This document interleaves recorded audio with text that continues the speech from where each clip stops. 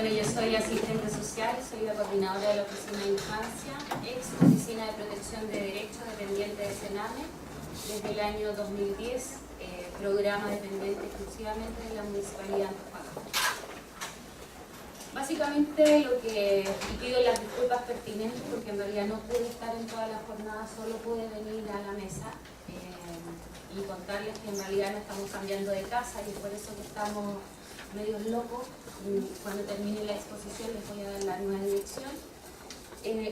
Agradecer la invitación y básicamente es contarle la experiencia que nosotros hemos tenido como oficina de trabajo con el Consejo Comunal de Infancia en la comuna de Antofagasta. Consejo que empieza a funcionar el año 2010 en la comuna. Y aquí hay un tema súper importante que nosotros siempre cuando éramos OPD indicábamos que el trabajo en red y el trabajo con niños y niñas se le exigía solamente a las OPD y no así al resto de los programas que dependían del Sename. Por lo tanto, partimos quizás nosotros como profesionales de una exigencia, ¿no es cierto?, asumida desde el nivel central, pero sin decirnos cómo. O sea, hágalo, pero sin tener una base técnica o por lo menos un ejemplo respecto de cómo nosotros teníamos que promocionar la participación de niños y niñas en la comunidad. Se nos ocurrió que lo primero que teníamos que hacer era un diagnóstico comunal de infancia. Ver efectivamente cómo los niños y niñas percibían, cómo se estaban respetando sus derechos acá en la comunidad de Antofagasta. Me parece importante señalar que generalmente visualizamos a los niños como víctimas de algo y siempre asociamos el tema de los derechos de niños y niñas al tema proteccional. El niño víctima de maltrato, el niño víctima de tal o cual cosa.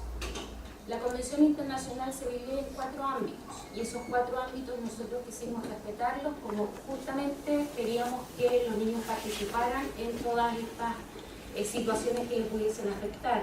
El ámbito de la supervivencia, el desarrollo, la protección y la participación.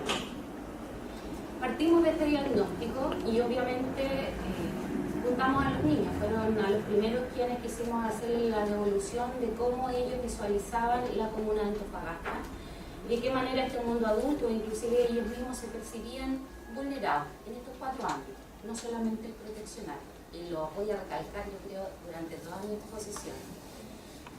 Consideramos pertinente que era importante convocar a todos los niños y niñas, no solo a todos los niños y niñas de los colegios municipales. Consideramos que ellos son los más vulnerables. Consideramos que, como bien decía la abogada, al principio de la no discriminación, por lo tanto nos enfrentamos al desafío de convocar a los niños y niñas de todos los establecimientos educacionales de la comuna, que son 80, municipales, subvencionados y particulares. Invitación que no fue fácil. Los adultos consideran que no es importante que los niños se reúnan, que no es importante que los niños compartan con otras realidades. Y decidimos, buscando información, que era importante quizás conformar este Consejo Comunal de Infancia que tuviera una representatividad democrática, o sea, ellos mismos se reúnen, conversan respecto a estas situaciones que les están afectando, levantan propuestas o problemas que ellos visualizan en estos 4 ámbitos y de qué manera ellos, con las autoridades, con instituciones y obviamente siendo ellos también parte de la solución a estas situaciones que les están afectando. Pues bien, ellos escogieron a sus representantes, no intencionamos la elección y se vio que efectivamente este consejo era heterogéneo, niños de colegios municipales, subvencionados, particulares y además niños extranjeros, que tampoco lo intencionamos, pero para nosotros era muy importante tener distintas visiones. Hay situaciones que sí nosotros tuvimos que intencionar y particularmente tenían que ver con niños que a lo mejor no estuviesen en el ámbito educacional formal y aquellos niños y niñas que tuviesen algún grado de discapacidad. Para ser realista, no hay ningún niño con discapacidad en un CEAL. Entonces, por lo tanto, necesitábamos nosotros que este consejo tuviera esa visión. Después de 2 años logramos que la Teletón accediera a realizar elecciones internas y pudiera efectivamente convocar a un niño o una niña a este Consejo Comunal de Infancia. No ha sido fácil la participación de los niños por la negación que realizan los adultos de este compartir, de este discutir y que obviamente nos significa a nosotros como adultos ponernos en tela de juicio respecto a cómo estamos funcionando y cómo estamos haciendo nuestro trabajo. Muchos de los programas funcionamos a lo mejor muy bonitos en lo teórico, pero en lo práctico no necesariamente es así. Y obviamente programas también de gobierno. En este caso, y quizás a lo mejor viene, y me perdí la terminología que ustedes utilizaron en este mundo adulto, consideramos nosotros pertinente que los niños y niñas, al visualizar una problemática, necesitábamos nosotros como profesionales empoderarlos respecto a esa temática. ¿Por qué razón? Porque nos íbamos a enfrentar a un adulto que iba a minimizar y en definitiva iba, palabras feas, a ningunear a este cabro chico, en definitiva, que me viene a decir a mí que el programa que yo estoy implementando, que es muy bonito, no sirve. Y que en definitiva hay que mejorar. En definitiva, nosotros hacemos un trabajo con estos representantes que son electos por esta Asamblea General de liderazgo, de trabajo en equipo. Son niños que nunca se habían visto, son niños que tienen realidades distintas también socioeconómicas, de vivencias, etcétera, etcétera, de conformación de familia inclusive. Entonces, por lo tanto, hay que hacer un trabajo para que los niños efectivamente estén unidos y puedan representar al resto de los niños y niñas. Pues bien, en algunos momentos estas áreas, digamos, estos ámbitos de la convención, la dividimos en los distintos ámbitos, en las distintas situaciones que los niños consideran pertinentes, digamos, mejorar. Entonces, por lo tanto, los niños se preparan en esas temáticas, en esas situaciones, y nosotros como oficina intencionamos las reuniones con este otro adulto, esta otra institución, que en definitiva forma parte del sociograma, si lo queremos decir de alguna manera, para resolver esta situación, incluyendo a los niños.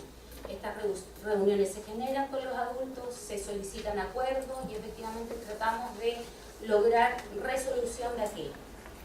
En este tiempo, yo diría que lo que nosotros intentamos como oficina es que no se instrumentalice a los niños. Quizá ustedes me dirán, ustedes lo están instrumentalizando igual, pero en definitiva tratamos de hacerlo lo menor posible y tratamos de que los niños no sean palaforos. Qué lindo los niños que se reúnen con la alcaldesa o qué lindo los niños que se reúnen con tal institución, sino que en definitiva lograr estos objetivos que ellos mismos persiguen. Durante este tiempo, para ser honestos, en realidad quizás cosas concretas no hemos logrado muchas, ¿ya? Y este año y en análisis con los niños creemos importante hacer un seguimiento de todas aquellas temáticas que ellos han levantado y que no han tenido solución. Durante este año los niños y niñas están trabajando. El día viernes tuvimos la Asamblea General donde se eligieron a los nuevos representantes para este consejo, que van a estar 2 años en su funcionamiento. Y el objetivo es nuevamente buscar los compromisos con las instituciones, ver que efectivamente el levantamiento de necesidades y requerimientos se cumplan en la comuna de Antofagasta. Por darles un ejemplo, la utilización de los espacios públicos. Para los niños y niñas son muy bonitos los juegos de la Avenida Brasil, pero en realidad nadie se acordó que hay niños con discapacidad en esta comuna. Entonces, por lo tanto, uno de los proyectos que tiene este Consejo de Infancia, ellos tuvieron la posibilidad de reunirse con los arquitectos de la municipalidad y en definitiva la misma Asamblea General les indica a ellos que no quieren que haya discriminación positiva, no quieren sectorizar a los niños con discapacidad, este es el espacio exclusivo para los niños con discapacidad, sino que efectivamente les piden a los arquitectos que busquen juegos donde tanto niños con discapacidad y sin discapacidad puedan jugar juntos. A lo mejor a nosotros no se nos hubiera ocurrido, a ellos sí.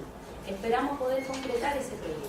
Y como otros que son más generales, el cuestionar, por ejemplo, el programa PADE de la CUNAER, indicando que funciona muy bien en la teoría, pero en definitiva los establecimientos educacionales ni la CUNAER ha sido capaz de visualizar la realidad de niños y niñas. Hay niños que comienzan el año con una situación socioeconómica, pero en el transcurso del año posiblemente se modifica. ¿Qué pasa con esos niños? ¿Nadie los ve? Nadie es capaz de visualizar que ese niño a lo mejor en estos momentos, en abril, terminando abril, efectivamente requiere de esa alimentación. ¿Por qué se bota tanta comida? ¿Por qué efectivamente el programa PAE no resuelve la situación quizás de tantos niños y niñas que en el único lugar donde comen es en el colegio? Esas situaciones y esos cuestionamientos los niños y niñas se los plantearon a la directora regional de la FUNAED. Efectivamente hay modificaciones que hacer y es una labor nuestra y de ellos obviamente de que efectivamente se modifique el programa PAE. De qué manera la CMDS, por ejemplo, trabaja con los profesores PAE en cada establecimiento educacional y en definitiva ellos casi trabajan a voluntad. Y en definitiva no hay una supervisión respecto de las mercaderías, las frutas que llegan, la calidad de los alimentos que los niños reciben.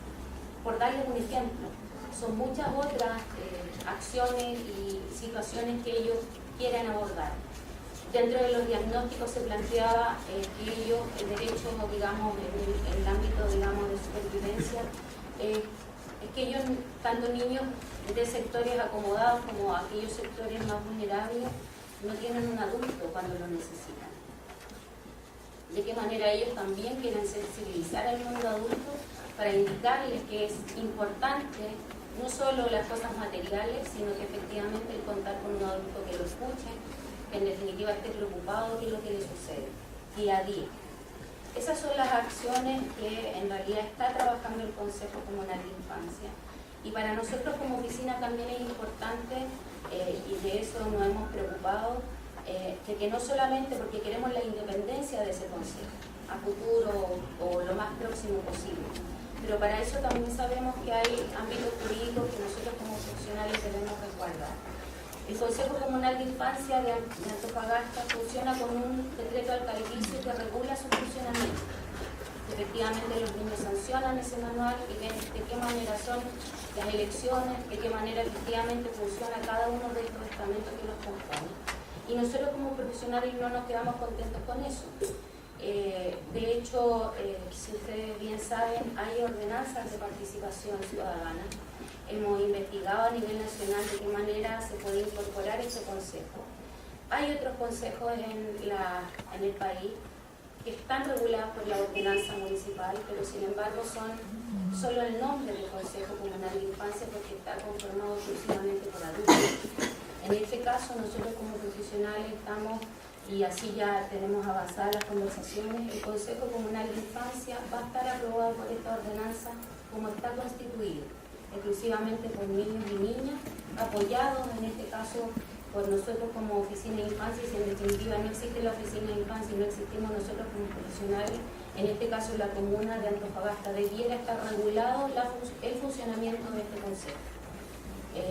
Como les digo, y para concluir, no ha sido una tarea fácil. Yo siento que en realidad para nosotros como adultos igual es difícil, digamos, trabajar con niños. Ellos están súper comprometidos, en realidad nos sorprenden cada día con la capacidad que ellos tienen, la responsabilidad que ellos enfrentan su trabajo y cómo ellos han cambiado el discurso de yo represento a esos niños vulnerables a yo represento y yo me represento, digamos, a todos los niños y niñas de la comuna, independientemente de su condición socioeconómica, del lugar donde vivan y las experiencias de vida que hayan tenido.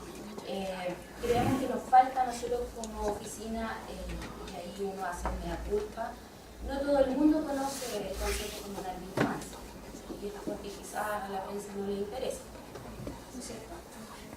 Y en definitiva queremos y creemos importante generar la difusión de este canal de participación de niños y niñas.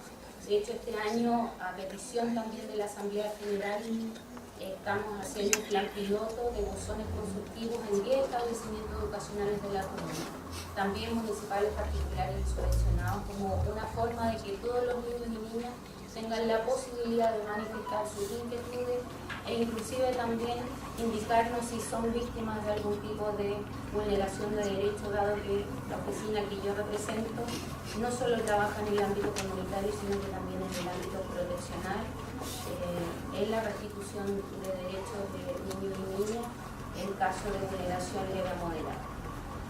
Nos queda harto, pero creemos, y como por ahí he escuchado cuando llegué, es importante que no nos quedemos en la teoría y no nos quedemos tanto en la importancia y en el discurso de que es importante escuchar a los niños, sino que efectivamente hacer los esfuerzos para concretar aunque sea muy difícil para nosotros, y obviamente que otro, me refiero a autoridad, no quiera escucharlos. Entonces es un desafío constante, un desafío diario, y que obviamente implica el poder convencer, el poder lograr que los directores, por ejemplo, de colegios o de instituciones, por ejemplo, como la Teletón, que crean en las capacidades que tienen los niños. Y nosotros no trabajamos con los niños porque son el futuro de Chile o el futuro de Antofagasta, ellos son el presente. Por lo tanto, tienen tanta o más importancia que nosotros respecto de generar opinión y generar cambio. Cosas que a lo mejor a nosotros se nos pasan por ahí. Ese es el trabajo que nosotros desarrollamos, súper a grosso modo. Me hubiera gustado darle más ejemplos respecto de las problemáticas que ellos están trabajando, pero creemos que estamos aportando un granito de arena en la participación y lograr que los niños y niñas incidan en los programas o en el financiamiento o en lo que tenga que ocurrir en esta comunidad.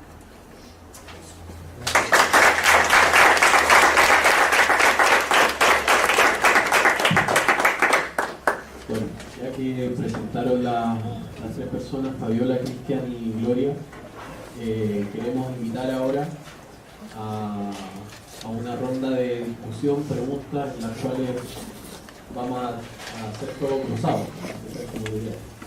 Puedan ustedes conversarse, discutirse, preguntarse cuestiones, y así también las personas que se encuentran al otro lado de la frontera que también lo puedan hacer.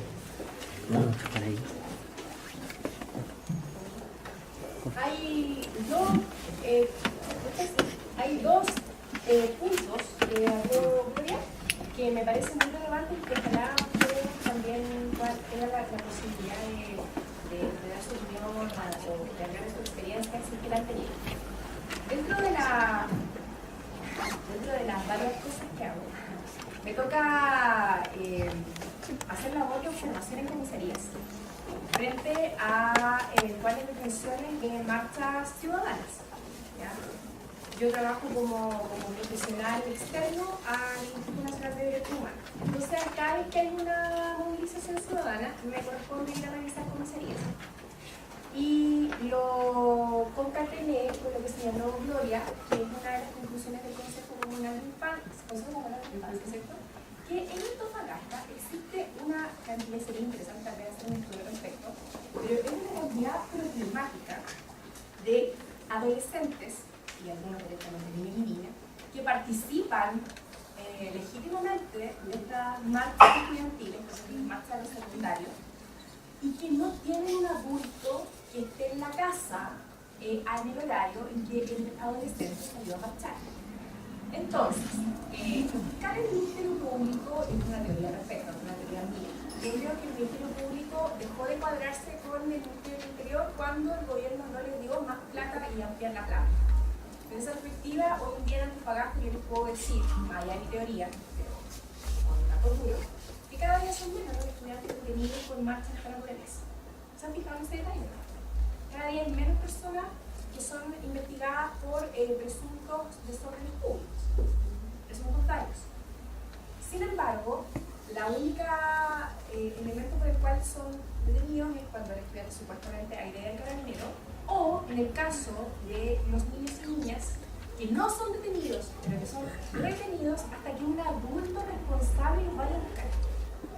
Y eso generaba situaciones sumamente complejas, porque eran las 7, 8 de la tarde y había adolescentes, algunas adolescentes que eran incluso madres, que tenían a sus pequeños en jardines infantiles, y estaban ahí, y yo le decía a los carabineros, suéltelos, y él me decía, pero es que no puedo porque son niños y niñas. Entonces yo llamaba al fiscal de turno y le decía, oye, pero ¿qué está pasando aquí? Porque resulta que no pueden tener a estos niños y niñas acá, menos a estas niñas que son niñas madres. Y se generaba una situación súper compleja que le llevaron la pelota al tribunal de familia, porque en el tribunal de familia también hay jueces de turno, y en definitiva que ellos resolvieran, e incluso se llegó a casos límites en los que una patrulla del cuadrante tuvo que llevar a estos niños, mayoritariamente niñas, al lugar donde vivían y dejar o consultar con vecinos si efectivamente el niño o niña vivía allí, y muchas veces dejando a la buena voluntad del vecino o vecina, esperando que el papá papá o la mamá o el adulto con el que vive llegara, y directamente que por el sistema de turnos hay muchos adolescentes que directamente viven solos, por lo cual 7%. Eso como primer punto. Y en segundo lugar, como principio de la convención, el principio de la no discriminación. El nivel de discriminación a adolescentes extranjeros en Antofagasta es altísimo. Me ha tocado patrocinar querellas por apremios ilegítimos. Apremio ilegítimo es una palabra sofisticada para hablar de tortura por parte del organismo policial en democracia. Pero es eso. Situaciones brutales de niños, porque ustedes comprenderán que el colombiano y la colombiana, que es negro o negra, tiene un tamaño distinto al chileno o al peruano o al boliviano. Entonces, normalmente ver a un joven de 15 años, negro, colombiano, no le gusta que le digan ni afroamericano ni moreno, le gusta que le digan negro, de 15 años, uno lo observa y muchas veces piensa que es mayor de edad. Y eso ha generado vejámenes importantes en ciertas comisarías de Antofagasta. No voy a dar el número de la comisaría, pero temas de investigación y vejámenes horrorosos. No estamos hablando del paipazo, de la marcha, no estamos hablando del plumazo que nos ganamos todos alguna vez en la universidad, sino estamos hablando de torturas dentro de los calabozos, hacer sentadillas para estimular la presencia de cocaína en el cavidad anal, por ejemplo, con niños de 14 15 años, que además son extranjeros, que están en una situación de vulnerabilidad que no es teórica, sino que es real.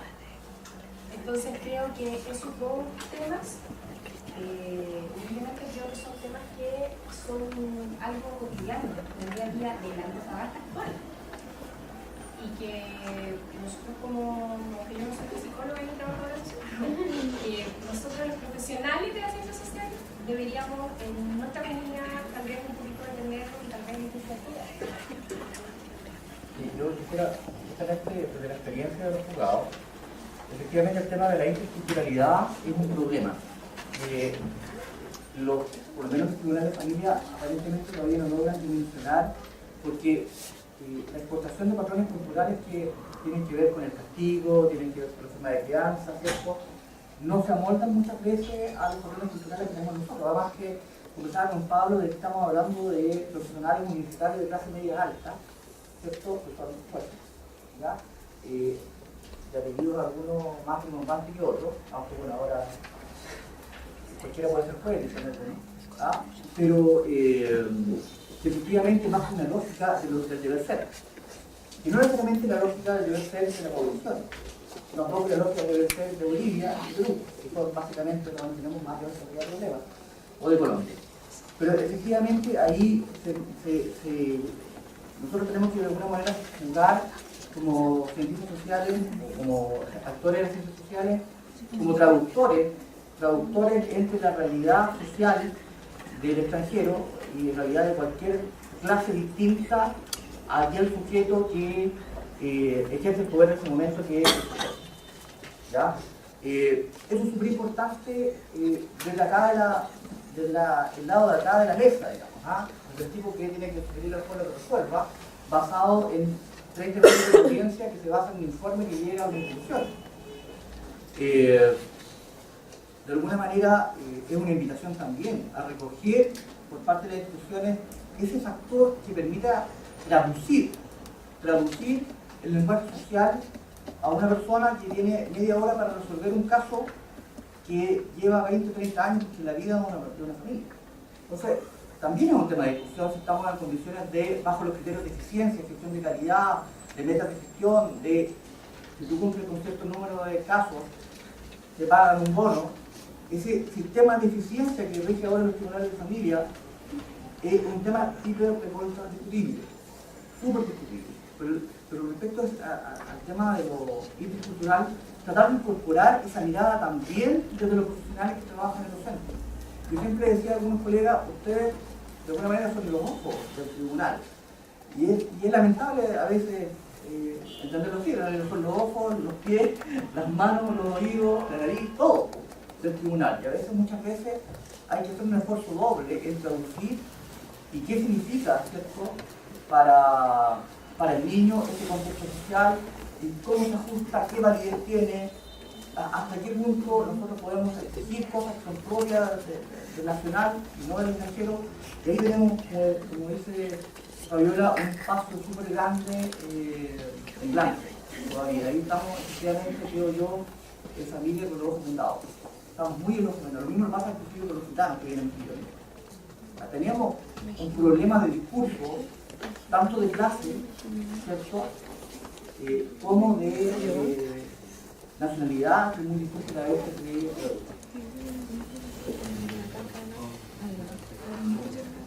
tocar un poco de la señora abogada en relación a este maltrato de la fuerza pública que es bastante evidente en las manifestaciones de los estudiantes, la movilización social. Sin embargo, de manera muy disfrazada, muy solapada, ocurre en los sectores populares. A nosotros nos toca estar trabajando en los sectores de alta complejidad, definidos así, esta figura normativa. Y en esta relación que mantenemos con el contexto y con los jóvenes y con los niños, efectivamente la fuerza policial detiene por sospecha a muchachos que se ponen en la esquina a conversar, a hacer una vida relativamente de comunicación, entendiendo que hay muy poco espacio de recreación para jóvenes y niños. O sea, Juan siempre se ríe cuando hablo de los columpios. Pero desde la curva de la Chango López hasta más allá de la avenida no hay que usar un columpio. No al contrario, así como los que tiene el espacio cercano al líder, como están en la avenida Brasil, no hay espacio de recreación. Entonces cuando hablamos de prevención también, hablamos de espacio de recreación, hay una limitación en términos de insumo, de financiamiento, como que quieren construirlo todo y quieren generar espacio de hacinamiento, no lo sé, no entiendo lo es cierto es que se producen estas detenciones arbitrarias y el maltrato de todo orden. Y el cabro que es sorprendido con alguna sustancia, como también lo plantea la profesional, va a ver al Churga, por poner un ejemplo. ¿Ya? Y allá también es maltratado por el profesional uniformado. ¿Ya? Y esta figura de este profesional uniformado que resguarda la ciudad y esta figura del profesional que resguarda estos espacios protegidos donde va a dar el muchacho, el niño, el adolescente, que es un maltratador, que dicho sea de paso, una amiga, colaboradora, hace los diagnósticos para estos protectores de los recursos económicos de Prosegur y otros más. Se me salió el precio, perdón. La gran mayoría de ellos son ex uniformados. Y de esa evaluación psicométrica y psicológica, la gran mayoría tiene rasgos psicópatas y con problemas de alcohol. Entonces, ¿qué tenemos? Una policía uniformada y tenemos un profesional uniformado protegiendo niños, maltratando niños con rasgos psicópatas con problemas de alcoholismo. Me vas a acordar un poco Bandana, ¿no? Me vas a acordar las imágenes que nosotros hemos visto. Y te digo, yo trabajé 5 años en ese espacio protegido y prácticamente el equipo en el cual yo me encuentro trabajando me recomienda salir de ese espacio simplemente porque provoco yo que 4 profesionales uniformados vayan a sumario, que dicho sea de paso quedaron 2 con sumario y fueron desplazados. Ni siquiera fueron sacados de la estructura de la institución por haber visionado a 6 jóvenes calameños que intentaron fugarse. Pero el maltrato era de todo orden. Estoy hablando de heridas en su rostro y moretones producto de los mismos. Entonces, me preocupa esta figura de los profesionales uniformados, guardadores de la paz y el orden. Y especialmente son auspiciados por este Estado, que de alguna manera también muestra una figura bastante inquisidora para con el comportamiento natural de los cabros que quieren descubrir el mundo, que incursionan en el uso de algunas sustancias. Eso, una de las experiencias que yo rescato, el otro día conversaba con un compañero de trabajo, era que en esa cárcel, porque para mí es una cárcel que está diseñada para tener 44 jóvenes y que hoy día tiene más de 70, que los niños se encuentran durmiendo en el suelo con colchones en el pasillo de la misma estructura, había en una oportunidad niños que habían sido burreros, como se les conoce, de nacionalidad boliviana, en su gran mayoría con rasgos de un pueblo originario y de condición de pobreza. Pero estos críos era la casa más tranquila. Eran 8 críos, daban menos jugo, pero ¿sentí esos cabros guanas de Dios? Eran súper serenos, súper pacíficos. Y sin embargo se involucra en esta suerte de racismo, xenofobia, como que nos vienen a perturbar. Yo creo que hay un problema ahí. Chile está teniendo un problema y que es necesario como hacer cambio. Y por desgracia, las instituciones garantes no se ponen a la altura de los cambios contrarios, preferencialistas, de alguna manera el maltrato, hacen vista gorda. Me tocó también trabajar con el Tribunal de Familia, en que no tengo mayores reparos, pero es lo importante que puedan existir, pero también que podamos proteger por los programas que de alguna manera hacemos recomendaciones y que no se nos escuche. Yo creo que la posición del rey, del cual se instala la gran mayoría de nuestras estructuras de garantía, como el de familia, sí es una posición a ratos obcecada, que probablemente venga de una extracción de clase que difiere enormemente de la gran masa que incluso puede asistir al que estamos acá presentes. Entonces, sí, yo creo que los desafíos son gigantes, especialmente hacia ese sujeto dice ser protegido y no está siendo protegido de ninguna manera. Eso es verdad, esto de la cuestión del rey, de hecho, la cultura, digamos, del poder judicial viene desde la imagen del rey de la casa, y así ocurrió lo planteado siempre. Esta necesidad del rey, digamos, de la potestad que tiene el juez para simplemente el número de constitucionales. Lo que vi, yo siempre he visto, cuando yo me estaba con Pablo, yo he visto en estos años, que está de Consejo, que como 5 minutos más que agua, digamos, no he visto una mala voluntad en general. Ya, no he visto un juez con mala voluntad que haga su trabajo. Yo creo que, por lo menos ha sido mi experiencia. No he visto un sádico, por ejemplo, ya. Yo creo que uno podría decir con mayor o menor preocupación respecto a la importancia del tema, con mayor información, pero no he visto ninguno con mala intención. Es decir, voy a mandar a este chiquitito, digamos, con el padre, porque el papá es la cosa que le dé. Eso no lo he visto. Pero es por lo que, eso es lo que se dice. El problema es dejar de pensar. ¿Ya? Y ahí donde sí existe esta figura, ¿cierto?, de cruzada, figura del rey, digamos, donde muestra su sentido de clase, en muchos casos, no me gusta practicar su intención de clase, o sea, de poder acceder a esa clase. Pero a partir de esa potestad extrema, por lo tanto, yo creo que es una incapacidad, porque no hay una intervención de parte de la magistratura más sentada, son básicamente técnicos, cómo se le uniforme, pero no estamos en la discusión de base de cuáles son las ideas que hay detrás de la sentencia. Hay algunas investigaciones ahí, no son muchas, pero hay ciertas ideas que están detrás y normalmente algunas de la disposición del rey, ¿cierto?, que impacta una otra idea que más allá de esta política de los consensos, maquillaje, digamos, yo siempre el consenso de que se ha acordado por él. Ustedes viven de acuerdo, pero yo apruebo el acuerdo. ¿De quién están de acuerdo? Es complicado. Yo quería un poco reflexionar con respecto a algo que sucedió en el sociodrama. Algo que sucedió en el sociodrama, ¿se escucha? Y algo que mencionó mi compañero acá con respecto a la evaluación que hacía su amiga de las personas que cuidaban la plata de los bancos y en general el análisis que se hace un poco de la característica de los sujetos uniformados que están encargados como de resguardar espacios como el Surgam, la cárcel, etc. Y qué pasa también con los trabajadores que muchas veces se desempeñan en estos programas y que me da a reflexionar con respecto a cómo observamos y que en definitiva es como el tema central del seminario, que tiene que ver cómo nos representamos a otra persona que es diferente a uno. En este sentido, cómo representamos a aquella persona que es denominado como niño o adolescente o joven.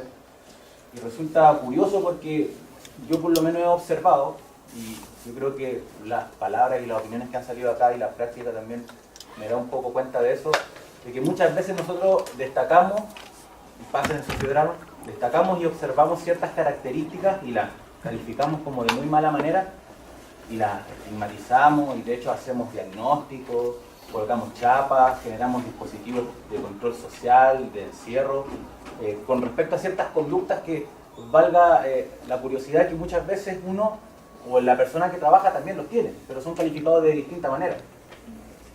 Yo me recuerdo una vez que a una chiquilla la mandaron para Iquique, ahí hay una unidad de desintoxicación para personas que tienen problemas con consumo de sustancias por fumar marihuana. Nosotros pudimos monitorear que el consumo de marihuana que tenía ella era un consumo más o menos habitual, consumo, por ejemplo, el que podría tener cualquier estudiante. Y resulta de que esa persona, bueno, yo conocía a la persona que lo había derivado para allá, pero resulta que yo la conocía en la universidad. Pero resultaba curioso porque esa persona también fumaba marihuana. Y del tiempo que yo estaba en la universidad, no voy a hablar detalles con respecto a cuánto fumaba, pero yo fumaba marihuana con ella. Y fumaba bastante, y había momentos que fumaba bastante. Entonces yo me pregunto por qué, por ejemplo, a esa chiquilla se le manda a la UDX, no obstante a esta otra profesional, que también tiene la misma práctica, no se le califica de la misma forma. Bueno, quedémonos ahí. Y así va pasando.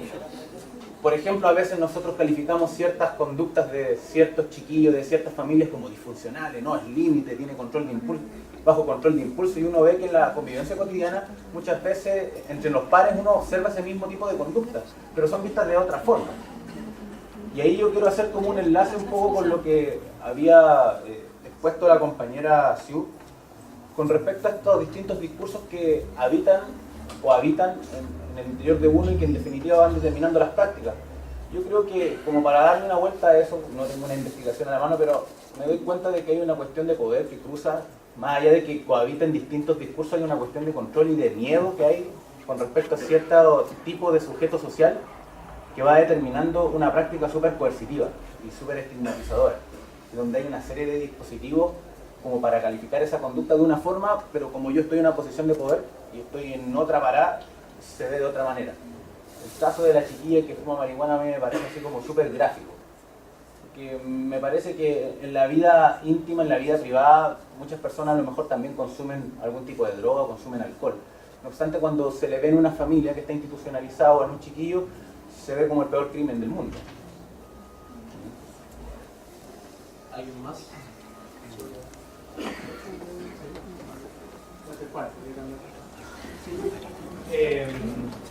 Sí, un poco siguiendo lo que me queda rondando un poco. Esta cosa que hace dicotomía de teoría y práctica, que igual me asusta. O sea, para mí la teoría tiene que ver con cierto alumbramiento de camino. O sea, no es que la práctica tenga que caer en la teoría o viceversa. O sea, la teoría te amplía y te permite ver ciertas formas o nociones de diferentes construcciones o aproximaciones a la realidad. Entonces, esta cosa de decirnos que la teoría va por un lado y la práctica por otro, no. O sea, finalmente tenemos una realidad concreta y la idea no es ajustarla a la teoría, sino que la teoría alumbra. Y yo refiero un poco a los Juanes, lo que dice acá el compañero también, tiene relación con estas tres figuras mixtas que nos asustan. Finalmente el niño, el loco y el vagabundo. O sea, aquel que no produce genera un distanciamiento, el niño no sabemos, el niño es un potencial delincuente, entonces hay que normarlo. Y obviamente el loco, aquel que dice ciertas cosas y que con las cosas de lo que más Bonufón, que decía las cosas se reían, pero que ahora se controla y se inventa el psiquiátrico para mandarle que se lee. O sea, son figuras que de lo marginal nos van complicando un poco la vida. Y que tiene que ver un poco con este tema que es la interpretación. O sea, me ha tocado ahora, y ya tirándolo al tema práctico, o sea, este tema como del contexto que llevo 2 meses en el famoso Sur, ¿no? Que ha salido. Y sí, creo que cuando Siu plantea esta visión de dónde yo me posiciono, genera las contradicciones mismas. Es decir, donde digo por qué se esposa de tal manera, porque es decir, donde es un centro semi-cerrado, queremos reinsertarlo, pero para mí una cárcel. Por todo el dispositivo normativo de control de una cárcel. Y donde hay cosas totalmente esquizoides y comparten. O sea, donde de repente vemos chicos que a los 9, 10 años, bajo ciertas categorías que uno las pusiera en forma concreta, son adultos. Subsisten solos, le dan dinero a la familia, producto sí de un robo, pero a los 14, 15 años caen y son tratados. Hay un tema como de Goffman, un tema teórico que es el disciplinamiento del cuerpo. Despiertan a tal hora, comen a tal cosa, tienen que hacer tal taller que nosotros creemos que es bueno para ellos. Y ellos, finalmente también hay un dispositivo que se va creando donde yo soy el tío. Y donde yo cuando le cuestiono, ¿y por qué me llamas tío? Porque es respeto. Digo, pero llámame Alejandro usted, o quiero que le llame profe. No, ¿cómo me llamaría? Tío. Entonces pasan de una figura que afuera le tenemos, pero adentro no, se tratan de tío, y lo que existe una infantilización.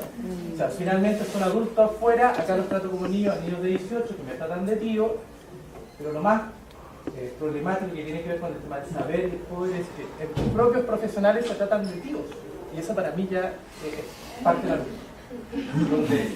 Donde finalmente entre profesionales se tratan de tíos, donde hay códigos, y ahí yo creo que se van formando todos los dispositivos para infantilizar al niño, para adormecerlo, para disciplinar el cuerpo, ciertos pensamientos, y finalmente controlamos a aquel ser que nos puede cantar, aquel sujeto no deseado que al mantenerlo bajo cuatro paredes, seguramente creo que nuestra sociedad está en cierto camino lógico. Y retomando por último el tema del control basado en cierta producción informada, hay una línea muy tenue en aquel chico. Un tema de hábitos, un tema de costumbre. Si yo me vendara y dijera qué tipo de música escucha, cómo habla, qué dice, no hay ninguna diferencia en aquel que se viste verde y aquel que está ninguna, salvo que alguien tiene el poder de la herramienta, de la luma, el poder de control, pero nada más. Y hay un tema de, retomando quizás ciertos conceptos como marxistas, es un desplazamiento absoluto, incluso nosotros podemos pertenecer a esa clase, pero finalmente hago esta forma de abstraerme y decir yo no pertenezco a ella, yo no pertenezco a esta forma. Y el ejemplo claro, y ahí termino, es típico ejemplo en un hospital público donde la señora que hace aseo tiene poder, vamos corriendo a la señora que puede ser mi vecina, que tiene una cuota de poder que me permite avasallar. No es necesario un control externo, sino que entre casi paralelos iguales nos vamos viendo y llegando a una relación. Creo que finalmente el tema del discurso es importante y reflexionar. O sea, es interesante que cada uno ha logrado esta forma de sí, debo actuar, estoy dentro de un círculo, no soy el ermitaño de afuera de, sino que estoy dentro, pero identificando las contradicciones. Creo que es la única posibilidad de generar estos microcambios de esta mirada más crítica. No hay otro. Si no me trago completamente el discurso y lo reproduzco, o me vuelvo casi un antisistémico absoluto donde me niego y dejo la realidad, sino que yo es meterse en esta realidad, pero para constantemente andar cuestionándose ¿por qué? Y creo que esta jornada es para eso. Sí. Un poco complementar respecto a esto cuando hablaban de este tema del maltrato de los uniformados, creo que cierto, ese maltrato es la manera más como cómica, ¿cierto? La manera como más quizás más fuerte de maltrato, pero de alguna manera siento que las instituciones que trabajan con niños tienden a ser maltratadoras, ¿cierto? No solamente a nivel físico, ¿ya? Para un chiquillo, ¿cierto? Ir a un PIB, ir luego a un PIE, ¿cierto? Pasar a servicios comunitarios, a asistidas, ¿cierto? Es una forma de maltratarlo, donde sistemáticamente, ¿cierto? Le pregunto lo mismo, encargo en la misma herida, le vuelvo a aplicar los mismos test, vuelvo, ¿cierto? A etiquetarlo una y otra vez, ¿cierto? Para este afán, ¿cierto? De control social. Es una manera de maltratarlo, ¿cierto? ¿Cierto? La red Sename, ¿cierto? En su extensión completa, muchas veces más que proteger a los niños se asimila a una especie, ¿cierto? De control social o de identificar potenciales delincuentes, ¿ya? Que hace uno, ¿cierto? Cuando evalúa a los chiquillos en áreas proteccionales es detectar a futuros delincuentes, ¿cierto? O a los futuros clientes del PLA, del PLE y de los sistemas cerrados. Entonces creo que una parte también por el nuevo ojo es no solamente desplazar el maltrato hacia los uniformados, nosotros también maltratamos cuando tenemos ciertos prejuicios que no somos conscientes y los trabajamos, ¿cierto? En los chicos a los que atendemos, ¿ya? Creo que es importante y es cosa de escuchar los discursos de los profesionales que trabajan en los programas, ¿cierto? De los directores muchas veces, de cómo se refieren a los usuarios, ¿cierto? Y muchas veces, tienen la experiencia de trabajar en la red, muchas veces en estas conversaciones informales, ¿cierto? Después de las reuniones, la manera en que los profesionales se burlan deliberadamente, ¿cierto? De los chicos que son infractores, del flight, ¿cierto? Del delincuente, de mofarse, ¿cierto? Un poco de los genogramas complejos, de todas estas cosas, ¿cierto? Y a mí me parece que eso es sumamente maltratador, porque finalmente yo no solo lo hago a puertas cerradas, sino que cuando yo me pongo enfrente de él también me estoy burlando de él de alguna manera. Cuando pongo la etiqueta, cuando hago el informe, algo de esa burla que está, ¿cierto? Tras bambalinas, yo la pongo, ¿cierto? En el informe. Eso por una parte, ¿cierto? Y también por otra, yo creo que el tema de poner problemas que son de política pública en los niños. Creo que hay una profesora, ¿cierto?, de un postítulo que hacía yo, comentaba que le llamaba la atención, por ejemplo, que problemas que tenían que ver con el hacinamiento, que es un problema, ¿cierto?, de política de vivienda, se transforman en problemas que son de niños inquietos, claro, porque viven en una casa, ¿cierto?, con vivienda básica, de reducidos metros cuadrados, donde no tiene espacios para jugar, donde además vive asignado, por lo tanto es un chico que es inquieto porque necesita moverse. ¿Qué hace el Estado, cierto? El problema lo puntualiza en el niño y el niño requiere atención cuando vamos. El problema es que la casa la tengo que hacer más grande, tengo que hacer espacios públicos para que el chico juegue. Entonces vamos transformando problemas que son problemas estructurales, ¿cierto?, de la política pública que nos competen a todos y los transformamos en problemas que son de la niñez. Los niños son inquietos, hay que ponerle ciertos psicólogos para trabajar con ellos. Los niños, ¿cierto?, son sexualizados, ¿vale? Si viven con 20 personas más, ¿cierto?, y duermen en camas donde probablemente los papás tengan relaciones sexuales y ellos ven y escuchan todo. El problema es que el niño es sexualizado, el problema es que yo no tengo, ¿cierto?, la capacidad de plantear políticas públicas que también lo incluyan a ellos, ¿cierto?, y que no solamente trabajen con ellos, ¿cierto?, desde el psicólogo y el asistente que los va a reparar, sino que desde un tema integral, como decía, ¿cierto?, de mirar la convención como aspectos que no van solo al niño cename, ya no solamente el niño que ya fue vulnerado, el niño que ya, ¿cierto?, tiene conductas delictuales, sino que pensar, ¿cierto?, salud, pensar vivienda, ¿cierto?, pensar una serie de temas que tienen que ver, ¿cierto?, con una amplitud mucho mayor que solo el tema, ¿cierto?, judicial. Creo que también eso es una manera de maltratarlos constantemente. Eso. Hay un comentario sobre esto. Yo comparto plenamente lo que tú dices y de alguna manera nosotros siempre tenemos la disyuntiva de recurrir a los programas CENAME por dos problemas continuamente. Uno por el tema de la administración, o sea, son programas tomistas, o sea, muy emoldados modelos científicos, ¿cierto?, donde hace uno, hace otro, pero el código del CENAME, en nuestro caso, no da estricto cumplimiento a su misión, digamos. Y ahí tenemos un problema serio. O sea, si uno se agradece de la Convención Internacional, casi todo deberíamos estar ahí. Y te lo hablo de Santón. Yo hice un análisis detallado de cada una de los articulados de la Convención. Yo creo que el 90% de los que estamos aquí somos para medir protección bajo los conceptos de la Convención. Te lo juro. Ahora, el tema a quien le corresponde la responsabilidad de reparar es, muchas veces, lo que pasa en los colegios, le cargan el problema al tribunal. ¿Sí? Y justamente caemos en lo jurídico. Tiene que haber una resolución. Entonces, mandemos a esta familia, ¿cierto?, a un programa. Pero el programa exige que el que ingresa es el niño, no la familia. Entonces, claro, el CENAME paga por cada niño, no por cada familia. Y lo que nosotros queremos es que trabaje con el padre, no con la familia. Entonces, hay un problema de diseño, de lógica de diseño del CENAME, que es muy malo. No logra integrar justamente lo que tú dices y le cargamos la culpa justamente al niño y lo revictimizamos, lo escuchamos, cuando sabemos que el problema es simplemente que CENAME, a través del Estado, ¿cierto?, el Poder Ejecutivo debe cumplir su función que asumió, como dice la abogada, ¿cierto?, al firmar la Convención del Niño y la Niña. Y eso no se hace, y eso es un problema. Yo siempre he sido partidario, te lo digo al Santón, de la Constitución de oficio. ¿Qué significa eso? Cúmplase por CENAME lo que dice en su ley. Punto. O sea, ni traer el niño al tribunal, ni escucharlo. Cuando el CENAME actúe y me diga, mire, hicimos todo esto, recién está ahí. Y ahí hablamos de derechos ya conculcados ya a nivel casi constitucional.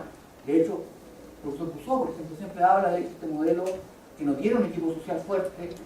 En Chile lo que tiene que hacer es entregar justamente al rey, ¿cierto?, al rey la decisión de decir que lo que se hace no se hace.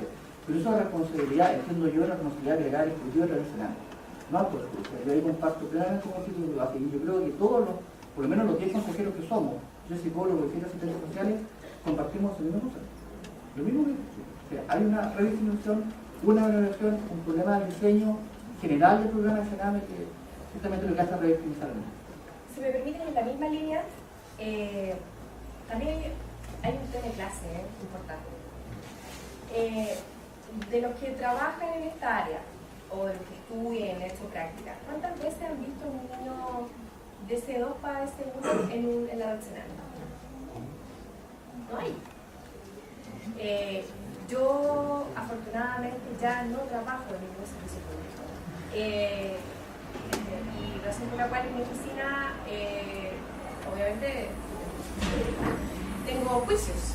Y a mí me asombra el cliente que llega y yo escucho y yo directamente, bueno, con un poco más de ternura obviamente, le digo, bueno, si tú pertenecieras a otra casta social, tu hijo estaría ingresado en este nano. Y quedan así como impactados, ¿no? Entonces, lamentablemente yo comparto lo que dice Cristian, lo que dice las personas que han intervenido. La intervención de Sename es, yo me atrevería a decirlo, más allá del compromiso y más allá de los buenos oficios de los profesionales y las profesionales que trabajan ahí, menos que deficiente. Si yo como abogada puedo sacar a un niño o una niña de la red Sename, lo voy a hacer incesantemente, aunque tenga que colaborar, le voy a pagar al perito privado. Porque es una cosa, la verdad, que se han visto tantos casos, ¿cierto? De niños que ingresan a las residencias, etcétera, y son abusados ahí mismo, etcétera. O sea, una situación bastante complicada. Y la verdad es que los equipos sociales no dan abasto para la legislación de hoy en día, más allá de lo que dice Cristian respecto de tribunales y familia. Pensamos en el chico o chica que es infractor o infractora de ley. Las mayores cantidades de órdenes de detención se materializan los fines de semana. ¿Qué sucede cuando un joven que tiene una orden de detención, porque no se ha presentado cumplir con su programa, que es detenido el viernes en la tarde, el viernes en la noche, el sábado en la madrugada? Va a ser puesto a disposición del tribunal el sábado en la mañana. El defensor de turno y el fiscal de turno tienen la obligación de levantarse y después de turno levantarse e ir. Pero al profesional de la red Sename, que trabaja muchas veces por 300 lucas, ¿le podemos exigir que haga turno de fin de semana? Entonces, ¿cuál fue la solución maravillosa que se les ocurrió acá en la ciudad de Antofagasta? Al chico o chica, ampliémoslo y metámoslo al sur todo el fin de semana, porque este chico debemos controlarlo, es un potencial delincuente, no se ha presentado su medida X, y como necesitamos que el profesional de la red, el delegado o delegada, venga a la audiencia, porque es un requisito obvio, el niño o niña no ha cumplido, necesitamos al profesional, como lo traemos, no podemos ir a arrestar al profesional, cosa que sí se puede hacer, ojo, por si acaso, los juicios orales, cuando llegan los profesionales se les puede despachar a la red, pero a estas audiencias no. Entonces, ¿qué hacemos? Ampliémoslo. Y hay jueces y juezas que ni siquiera reflexionan de lo que implica ingresar a una adolescente al SURGAM 2 días. No reflexionan. Y hay fiscales que no les importa nada. Y hay colegas, abogados defensores que tampoco les importa mucho. Entonces, bueno, tampoco la idea es ponerse la capa en mucho menos, pero exigimos sí otros que damos Cuba y el Fernando puede decirlo, ¿cierto? Y que ha sido una posición política, ¿cierto? Es decir, ¿yo por qué voy a tener que subrogar con la o subsidiar con la privación de libertad de un adolescente la ausencia de recursos o la ausencia de expertise técnica de Sename? Y hay jueces que, no me cabe la menor duda, una posición política, no hablamos política partidista, es política, dicen no, yo no lo ingreso. Entonces, ¿qué dice la fiscalía? Oiga, pero usted va a enviar a este delincuente nuevamente a la calle. Bueno, no importa, aquí debería existir una persona de turno porque en materia penal también no hay nada. Entonces, la verdad es que mucho nosotros no vamos a poder avanzar si es que en definitiva los programas del Ejecutivo visibilizan y dignifican la labor del profesional de las ciencias sociales, ¿cierto? Y cuando el Ejecutivo realmente se dé cuenta que las leyes son letra muerta, en definitiva no tienen los operadores suficientes para abordar las circunstancias y las consecuencias que traen. ¿Alguien quiere hacer un último comentario? ¿No? ¿Sí? ¿No? Bueno, entonces yo voy a aprovechar de agradecer la presencia de cada uno y cada una de ustedes a esta jornada relativamente larga, más o menos extenuante para algunos, pero tremendamente enriquecedora. Agradecer a las personas que expusieron también. Creo que entregaron elementos suficientes como para poder irnos un tanto deprimidos a nuestras casas.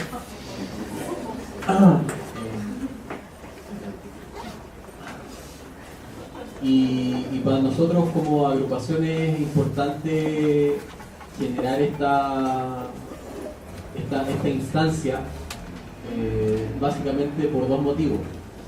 El primero, porque forma parte de nuestra línea y de nuestro interés de generar espacios de construcción profesional, que entendemos que no existen esos espacios en las instituciones de educación terciaria que existen en esta ciudad, ¿ya?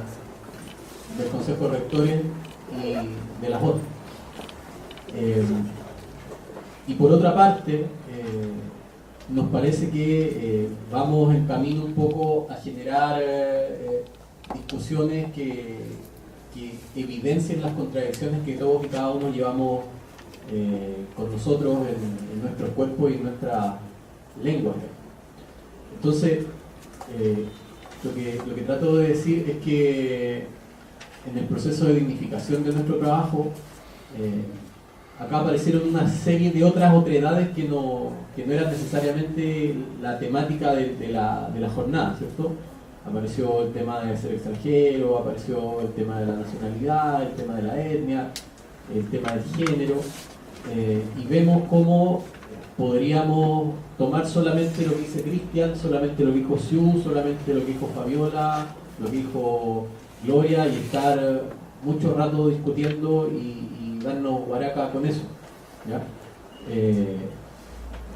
A nosotros nos parece importante que se generen estos espacios con todas las críticas que estos espacios deben tener, porque son espacios formales, porque deben ser pagados y por todo. Pero nosotros también trabajamos en la construcción de otros espacios, en la generación de otros espacios que no son pagados, ¿ya? Y el hecho de que este espacio sea pagado es porque necesitamos plata para funcionar, porque somos una agrupación que somos profesionales que hacemos esto de manera voluntaria, ¿ya? No somos el hogar de Cristo, evidentemente, ni el techo para Chile, ¿ya? Ellos son mucho mejores.